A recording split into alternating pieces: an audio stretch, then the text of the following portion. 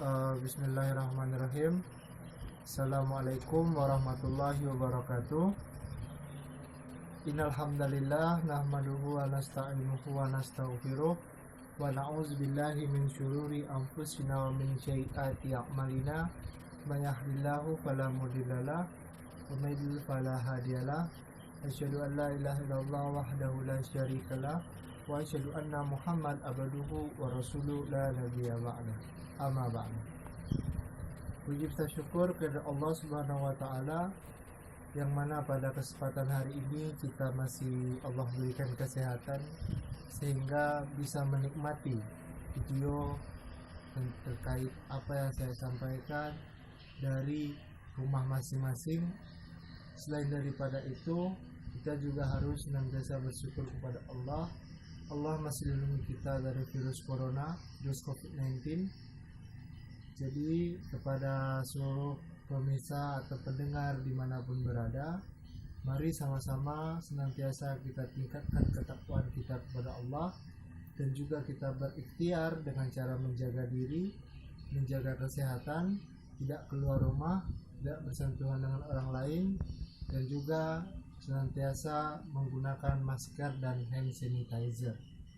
Selanjutnya, salawat kepada Nabi besar Muhammad SAW. Semoga Allah menyampaikan salawat kita kepada Nabi dan kita menjadi golongan orang yang mendapatkan syafaat. Amin ya rabbal alamin. Baiklah para pendengar dimanapun berada. Jadi pada hari ini kita akan membicarakan terkait salah satu metode dalam menyelesaikan hadis mukhtalif, yaitu metode jam'u wa tawfiq. Jadi metode jam'u wa tawfiq ini pertama kali diperkenalkan atau diusulkan oleh Imam Asy-Syafi'i rahimahullah. Imam Asy-Syafi'i sebagaimana kita kenal adalah salah satu dari imam-imam yang menyelamatkan hadis. Selain daripada Imam Ahmad bin Hanbal yang begitu kuat menggunakan hadis, Imam Syafi'i juga salah satu yang menyelamatkan hadis lewat metode-metode penyelesaian hadis mukhtalif atau hadis yang bertentangan dalam kitab beliau, baik dalam kitab Ar-Risalah maupun dalam kitab Al-Um. Jadi apa itu metode jam'u wa tawfiq? Teku Behasidiki mengutip dari perkataan Imam Nawawi, jam'u wa tawfiq ialah cara menyelesaikan dua buah hadis yang dalam zahirnya tidak bertentangan, namun sejatinya dia tidak bertentangan. Maksudnya apa? Jadi apabila ada dua buah hadis yang mana maknanya itu saling tumpang tindih, yang hadis A mengatakan demikian, sedangkan hadis B berlawanan dengan hadis A. Secara lahir ini merupakan pertentangan atau menjadi hadis mukhtalif yang harus diselesaikan sehingga menemui jalan keluar. Bagaimana metode penyelesaiannya? Ialah dengan jam'u wa tawfiq. Jadi ada beberapa syarat sebelum kita melakukan jam'u wa tawfiq. Yang pertama, kita harus memastikan bahwa kedua buah hadis yang akan kita selesaikan ini bernilai sama.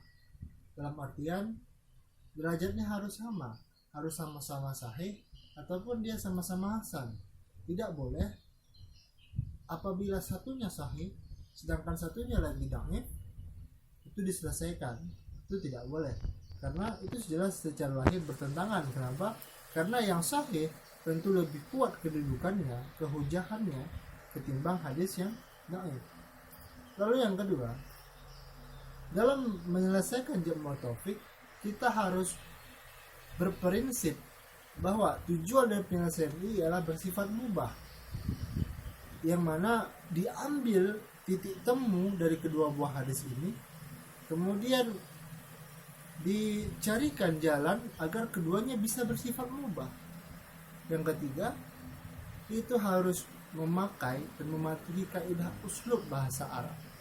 Uslub bahasa Arab ini artinya tidak boleh hadis tersebut dipaksa-paksakan agar bisa berdamai, kan tapi secara bahasa makna yang mereka kandung itu setara sehingga bisa didamaikan atau bisa dicarikan jam'u wa tawfiq.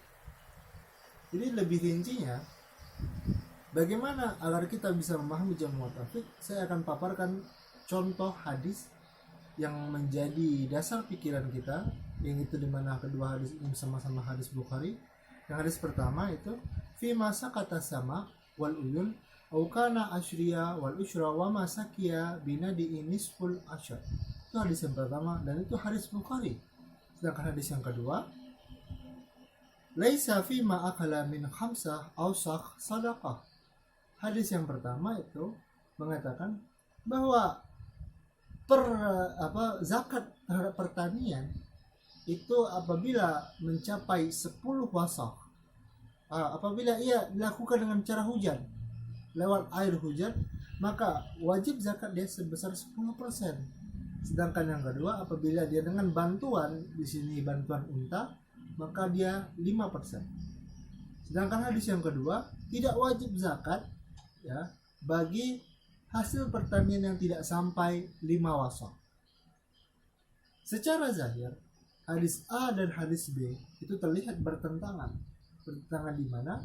Pada hadis A itu baik dia lewat hujan ataupun dengan bantuan unta dalam pengairannya, itu wajib zakat 10 dan 5%. Tidak dijelaskan berapa kadarnya.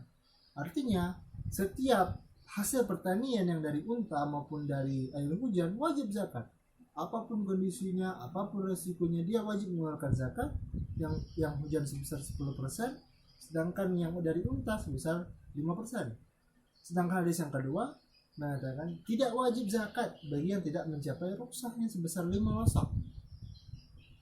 Jadi kan terlihat bertentangan antara hadis A dan hadis B. Lalu kita gunakanlah pendekatan jamu atau fik untuk menyelesaikan pertentangan atau perselisihan dari kedua hadis ini, yang mana kita menggunakan sifat am dan khas. Am dan khas di sini maksudnya apa? Dari bersifat umum kepada khusus. Hadis yang pertama itu bersifat umum, menjelaskan wajibnya pertanian, baik itu dari unta maupun dari hujan. Sedangkan hadis kedua itu bersifat khusus. Kita pahami seperti ini. Hadis yang bersifat dari atau pertanian dari hujan, maka dia wajib zakat sebesar 10% dengan minimal hasilnya itu lebih dari 5 wasaq. Sedangkan hadis yang kedua itu 5% dengan minimal juga dari 5 wasaq. Dengan demikian, kedua-duanya bersifat mubah. Kedua-duanya bersifat bisa diterapkan. Itu dengan menggunakan kaidah jamu wa taufik. Jadi itulah tadi para pendengar dimanapun berada terkait metode jamu wa taufik yang kita bicarakan pada hari ini. Semoga itu bermanfaat, semoga memberikan faedah kepada kita. Saya selaku yang menyampaikan mohon maaf kepada Allah. Semoga apa yang saya sampaikan ini berguna. Yang salah datangnya dari saya, yang benarnya dari Allah. Wafattakullah masa'atum bila fisabilillah. Assalamualaikum warahmatullahi wabarakatuh.